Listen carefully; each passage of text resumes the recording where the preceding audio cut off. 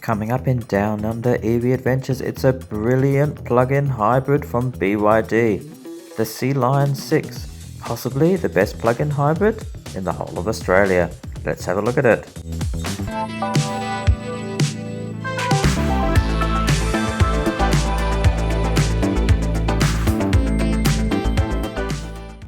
Welcome back to Down Under EV Adventures, everyone. This is episode 127, where we're going to have a look at a brilliant plug-in hybrid EV, which my wife and I had a chance to drive recently when we were in Perth.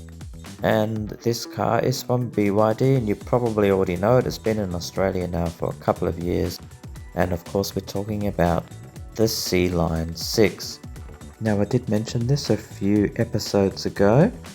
So we went to Perth recently to do the 2-year service on my wife's Atto 3. You can see some footage of the car here now, and yeah, as we were getting the car serviced, they had it the whole day, and this was our loan car. And spoiler alert, it's a pretty good car as well, but we'll go into more of that later on. Now, I did have a plug-in hybrid before I bought my full EV. So on the screen now you can see a Mitsubishi Outlander 21 model, the plug-in hybrid version of it, which is the one I had before I bought my first Atto 3 back in 23. So anyway, yeah, we were at BYD and they had my wife's Atto 3 for the whole day, and this was the loan car we got. So we had a good chance to test it out, and we did around about 50 or 60 Ks in the car.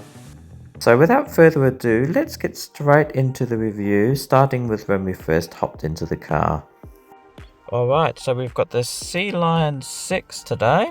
First time driving it. We haven't driven a Sealion 7, of course. And it's very comfortable and very nice. I really like the styling, and the size of the car is beautiful. So we've got quite a similar layout to a lot of cars, a lot of BYD cars I should say, and you can see the binnacle. It's not really a binnacle, it's built in, so it's integrated, much like my Volvo. You've got the central screen there in the middle, which looks quite a nice size. Some physical buttons, although I've noticed they're ones where you have to sort of touch, so I'm not sure I like that. I think the actual physical buttons would be better. Piano back black, which I think you'd get a lot of finger marks. I'm not sure I like that, like the touch buttons. But other than that, I really like the styling here on the inside. The doors look quite nice, that's good. Hey BYD. Hello. Navigate to IKEA. I can't access this navigation feature. Please operate it manually. So, the navigation doesn't work on this car. That's not a very good selling point, is it? So for some reason the navigation wasn't working on that. It hadn't been finished setting up. I mean, it was a brand new car, fairly new. Neither manually nor by voice control did it work. Alright, so we'll have a very quick look then at this base model of the Sealion 6. And it's a front wheel drive. And of course there's no all-wheel drive, just the single motor at the front. I'll put the stats on the screen for you. It's got these Gitti Control P10 tyres, which I haven't really heard much about. They're 19-inch, so they seem to be okay driving. I only had one lot of wheel spin, but I was driving it in sport mode. Charging hatch is on the driver's side, and it's at the rear. And I think the external styling is pretty conservative, but I kind of like it.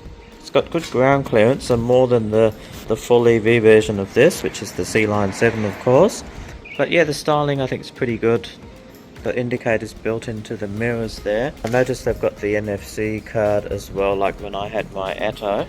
Just the single unlocking door there, otherwise you use the key. I kind of like this brown. Call me a bit conservative, but I think it looks pretty stylish with the orange piping there as well. I've just taken the middle thing out because the visibility is a little bit poor in this, I would say, out the rear. It's not really an issue, you can see, especially if you do take that middle headrest out, but for those people who want a big rear windscreen with that sort of visibility, this is not the car for that. It's only got a sort of a narrow window there. It does have the old sunroof and shade, which is always welcome as it is warming up now here in Perth where I'm doing this review. And you got some pretty good legroom, I think, here in the back. And like I said, the styling I think is not too bad. You got some matte pockets here behind the seats and a couple of air vents, and down below there you've got USB-A and USB-C, and you've got speakers there in the door as well. They're quite simple badging compared to some of their models.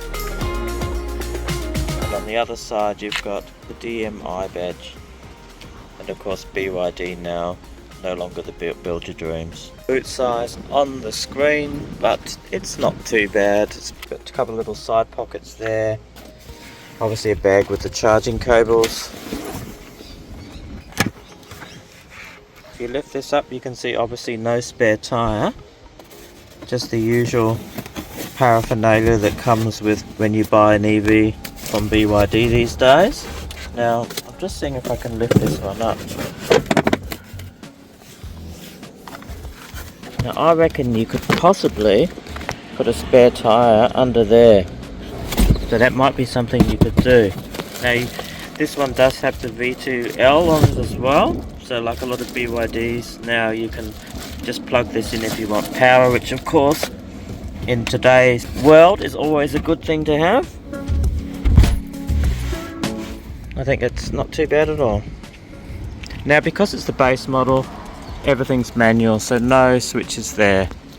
So the all-wheel drive version does have those switches to close the boot. Now the bonnet releases here, and you do have to do it twice again, I noticed. Good thing about this model is it's got the hydraulic struts, which really should be on everyone. Okay, so there's the motor there. That's the electric motor I think there, and that's the petrol one there. Now you've got your fluids here for the wiper, and then a few other usual fluids with, I think these motors are proving to be pretty reliable. And obviously under here you've got some charging ports as well, so again you've got an A, I think, a C, and you've got a 12 volt as well, which is also handy, and a little storage spot, so pretty similar to the Atto in that respect. Just obviously slightly larger because you're going up in a class of vehicle. And you've got fully electric seats. Doors, you're pretty standard, but like I said, I do like this styling here. I think it looks pretty attractive, and the colours, the stitching is always good. A speaker there as well. And the glove box there. Get a logbook straight away. Oh, and they get a card as well with this loan car. I do like this stitching here. I think they've done a good job. It doesn't feel too sort of not upmarket. It does have a premium feel to it, I think. Just this piano black I'm not so sure about. Those vents look pretty cool. Obviously when you compare it to something like the Atto, a much more conservative interior. There's those switches there in the middle that I mentioned. If you look at this, you've got this beautiful brown colour there again. And I noticed they've got a windscreen smasher here. And that's quite a deep storage compartment there, so I kind of like that. And a couple of drinks holders. Now I'm not sure if that's a phone charger or not. But I noted that there is an NFC thing in the middle here. That's probably where you can leave a card as well to run the car if you don't have the keys. And having a look at the menu here, so obviously with the ADAS and the active safety, you do have to disable that lane keeping. Unfortunately there's nothing you can do about that. Same with this one, the assist mode, which you could turn off in the Atto, one stays on as well. So a little bit of a pain with these horrible, lane keeping things which you have to disable every time. Other than that, going through this menu, it's pretty familiar to those people who've owned a BYD now for the last few years, whether it's a Dolphin or an Atto or the Sealion 7 for that matter. You'll be familiar with this set out here, and of course it's got the new updated software, so your climate controls are on the bottom, which is excellent, of course. Now the one thing, like I said, that doesn't work is the navigation, so I'm guessing they don't have a SIM card perhaps in the car already. Maybe that's why it doesn't work. The car's only done 200 odd Ks by the look of it, 211 Ks. So, you know, obviously it's a brand new car, and maybe they just decided not to put that in there. Yeah, not being able to use the navigation, I would have thought that would be something which, you know, on a demo model you'd want to demonstrate. And I do like the update that's been done to the navigation. Driving here my wife's car, I was quite impressed by the update on it. So the dash cluster display is quite good. It's a little bit larger than the Atto, and it's integrated into the dash, as you can see there. You can see there 4.6 litres per 100 this car's doing. Once the battery is depleted, obviously. You can run it in hybrid mode, but I've just been running it in EV mode. Now I've noticed that when each ignition event, it defaults to normal. So I did drive it in sport. Defaults to normal. I guess that's a battery saving sort of feature on the car there. So at the bottom you've got the fuel on the right, and you've got the battery level on the left. I have to say I'm quite impressed by this car, even though it is just a single electric motor paired with the petrol one. I still have been impressed driving it. The only thing I probably don't like is I found the steering a little heavy. I did delve into the features, and I noticed it's been set to comfort. However, it's, I don't know, compared to my Volvo, it's definitely heavier to drive around. Once again, the steering wheel, also the features are very similar to BYDs. You've got the old party trick rotating screen there for your cruise control and lane keeping distances. Phone, that's to the BYD Assistant, which obviously is that the navigation's not working. Volume control, various modes and menus that you can change on the car. So all in all, it's familiar to me, and it wasn't hard to sort of get used to driving this car around. And, you know, like I said, I'm quite impressed by it. It's a good car. If I was ever to buy a hybrid, again, it would be something like this, I think, because it's just so well put together. Again, I can really see the build quality is shining out. It probably doesn't come out as well on the camera here, but this is like a good solid steering wheel. It has that really good solid familiarity to it. I mean, this material here is beautiful. Don't know what that is, but it's lovely. This one feels very good as well. So yeah, if you're out there and you're not ready to make the leap into a full EV yet, and you want to go something like a plug-in hybrid, I think you'd enjoy this. Although perhaps you might be like me when I bought my Mitsubishi, and that when you run out of battery you'll be thinking, why do I have to pay for petrol now? So that's what ultimately got me to change over to an EV. I just got sick of running out of the battery and going to the petrol model, the petrol mode. Yeah. But obviously, if you're doing long distances, it's great to have that petrol backup. Good job, BYD. You've done a great job with this car. I'm very impressed.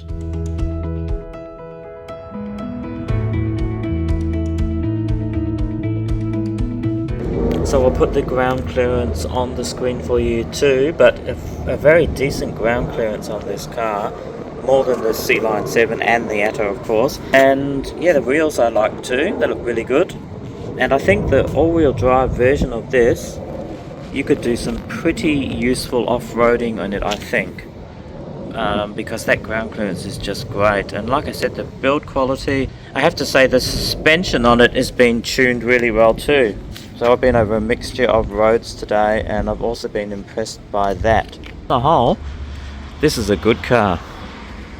A very good car.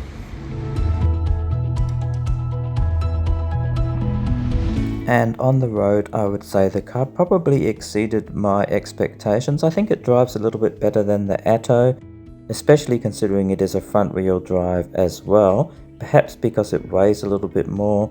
I found it's a very balanced drive, and as I briefly mentioned, I think it's been tuned very well, the suspension, for the conditions that I drove on anyway, which was mainly freeway roads and a few back streets and minor roads as well. Didn't take it off-road, but you know, judging by my short time with the car, I was very impressed by how it handled, and I felt that it gripped the road very well. So those Gitty tyres, which I don't know much about, I believe it's a Singaporean company, they seem to do the job. So yeah, on the road, quite impressive as well. The whole car, again, BYD have really nailed the package. So BYD seem to know how to put together a good package when it comes to their cars. They've certainly done it here with the Sealion 6. I can only imagine how good the all-wheel drive version of this car must be. And you know, you'd get a few extra features with that as well. I think it's a pretty compelling car given its price point in the Australian market. So let's have a quick look at the pros as I see it. Well, as I mentioned just before there, it's a fantastic all-round package, and it's at a pretty good price point, even the all-wheel drive model. The ease of drivability, it's easy to get into, especially if you've been in a BYD before, and it's packed with features. The not so good stuff as I see it, well, the ADAS could still be improved.